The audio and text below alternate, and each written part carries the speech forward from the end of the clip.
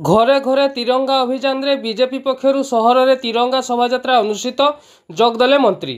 78तम स्वाधीनता दिवस पालन अवसर में ओडिशा सरकार निर्देश क्रमे समग्र राज्य में घरे घरे तिरंगा अभियान आरंभ होईछि।